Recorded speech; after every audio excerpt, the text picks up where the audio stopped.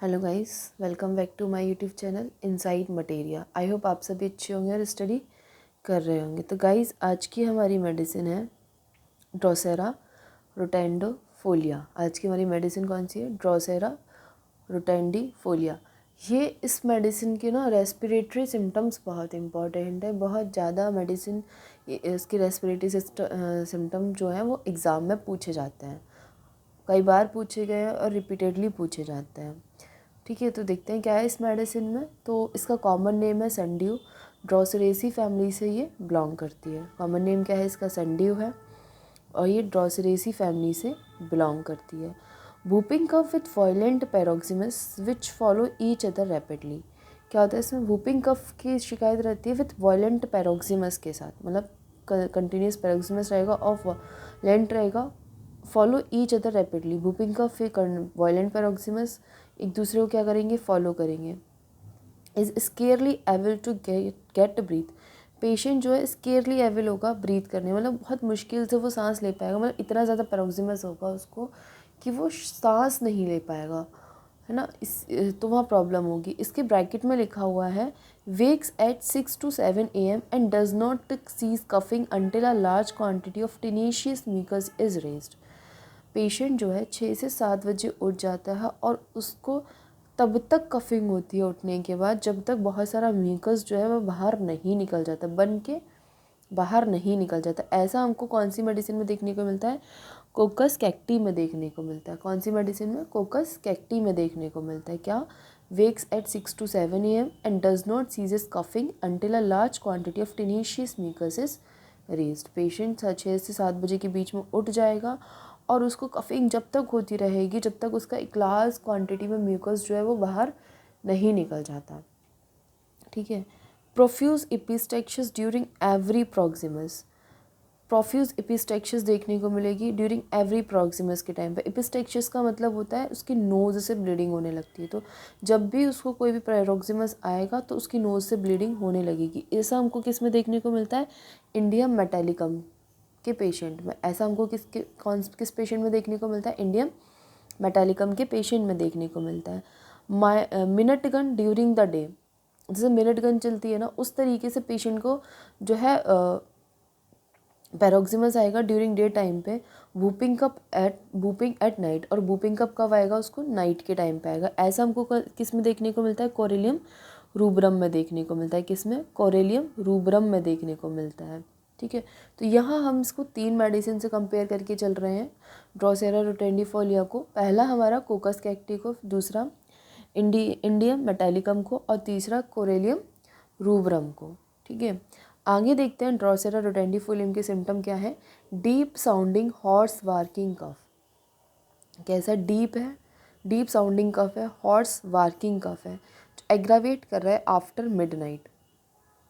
Midnight के बाद aggravate कर रहा है, या ड्यूरिंग और आफ्टर मीजल्स, यानी कि जब पेशेंट को मीजल्स हुए हैं या मीजल्स होने के बाद उसको क्या हो रहा है? कफ जो है एग्रावेट कर रहा है।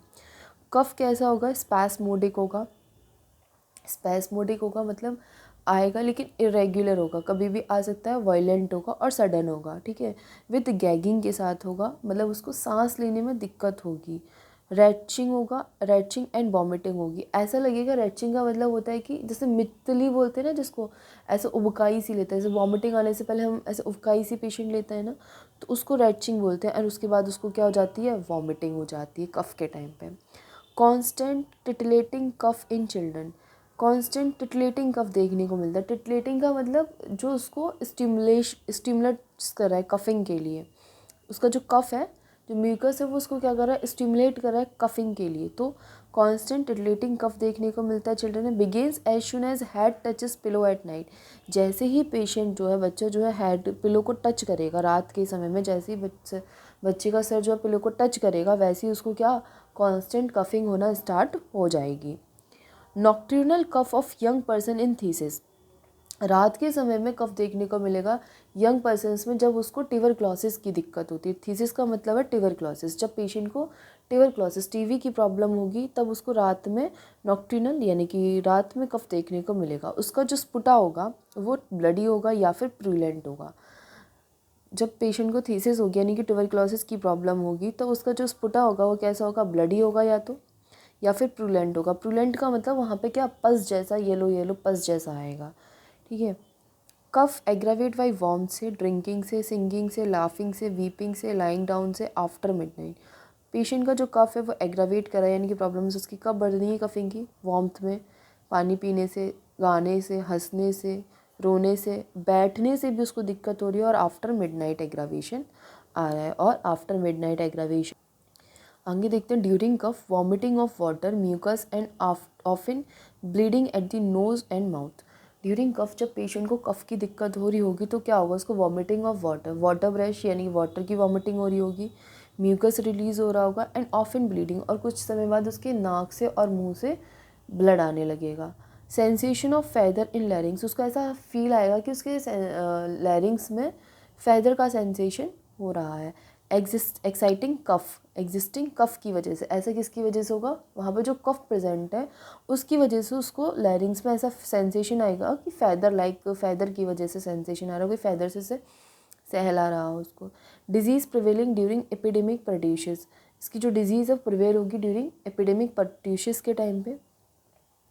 क्लर्गमैन्स शोर थ्रोट, क्लर्गमैन शोर थ्रोट का मतलब होता है एक इन्फेक्टेड वायरल इन्फेक्शन की वजह से, मतलब कोई पेशेंट जो है बहुत ज़्यादा अपने, जो लोग अपने थ्रोट को ना बहुत ज़्यादा यूज़ करते हैं उनमें क्लर्गमैन शोर थ्रोट की प्रॉब्लम आती है। उसमें क्या होता है कि उनकी वॉइस चली जाएगी या फिर उनको बहुत पेन होगा, बोलने में दिक्कत होगी, तो उसको हम क्लर्गमैन शोर थ्रोट बोलते हैं। क्या होता है इसमें, with rough scraping, dry sensation, deep in fauces. कैसा होगा, रफ स्क्रैपिंग, रफ होगा, इनका जो सेंसेशन आएगा वो कैसा होगा, रफ सेंसेशन होगा, स्क्रैपिंग वजह कोई खुरच रहा हो, ड्राई सेंसेशन होगा, डीप इन द फॉशेस में, डीप इन द फॉशेस का मतलब क्या होता है, लैरिंग्स और टॉन्सिल के बीच के स्पेस को हम फॉशेस बोलते हैं।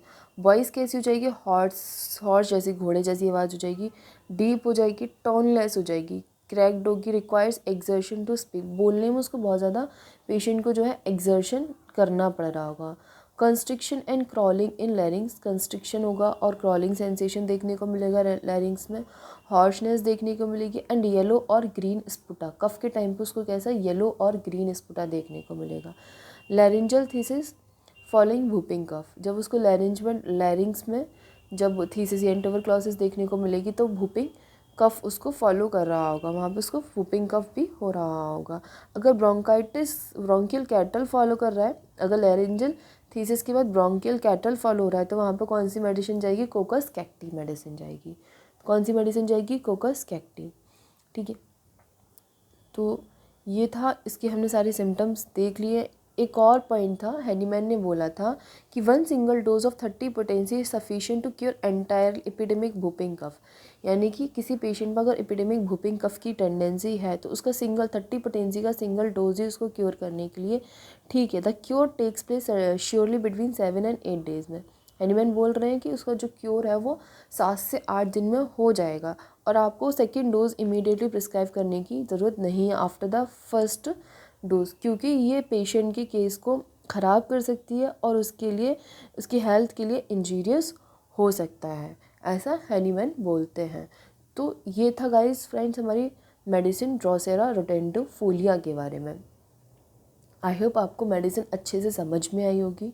अगर आपको किसी भी तरीके का कोई भी डाउट है इसमें या कोई भी क्वेश्चन है आपके दिमाग में, कोई वर्ड आपको नहीं समझ में आया है तो आप मुझसे कमेंट सेक्शन में पूछ सकते हैं।